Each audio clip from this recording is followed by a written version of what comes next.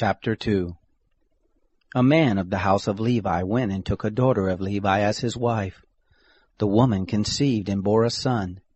When she saw that he was a fine child, she hid him 3 months. When she could no longer hide him, she took a papyrus basket for him and coated it with tar and with pitch. She put the child in it and laid it in the reeds by the river's bank. His sisters stood far off to see what would be done to him. Pharaoh's daughter came down to bathe at the river. Her maidens walked along by the riverside. She saw the basket among the reeds and sent her handmaid to get it. She opened it and saw the child, and behold, the baby cried. She had compassion on him and said, "This is one of the Hebrews' children." Then his sister said to Pharaoh's daughter, "Should I go and call a nurse for you from the Hebrew women, that she may nurse the child for you?" Pharaoh's daughter said to her, "Go." The maiden went and called the child's mother. Pharaoh's daughter said to her, "Take this child away and nurse him for me, and I will give you your wages." The woman took the child and nursed it. The child grew, and she brought him to Pharaoh's daughter, and he became her son. She named him Moses, and said, "Because I drew him out of the water." It happened in those days when Moses had grown up, that he went out to his brothers and looked at their burdens. He saw an Egyptian striking a Hebrew, one of his brothers.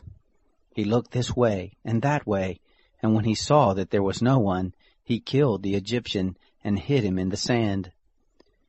He went out the second day, and behold, 2 men of the Hebrews were fighting with each other.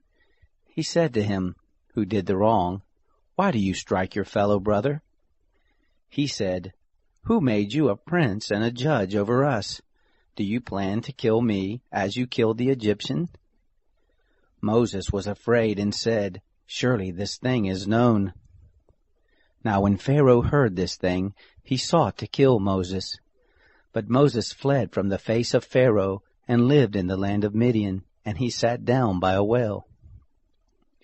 Now the priest of Midian had 7 daughters.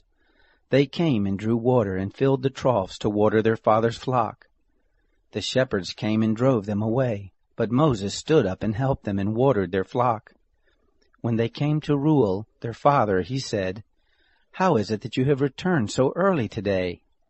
They said, "An Egyptian delivered us out of the hand of the shepherds, and moreover he drew water for us and watered the flock."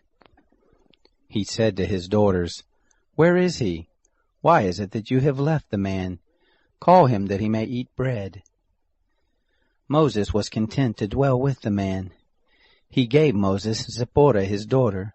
She bore a son, and he named him Gershom, for he said, "I have lived as a foreigner in a foreign land." It happened in the course of those many days that the king of Egypt died, and the children of Israel sighed because of the bondage, and they cried, and their cry came up to God because of the bondage. God heard their groaning, and God remembered his covenant with Abraham, with Isaac, and with Jacob. God saw the children of Israel, and God was concerned about them.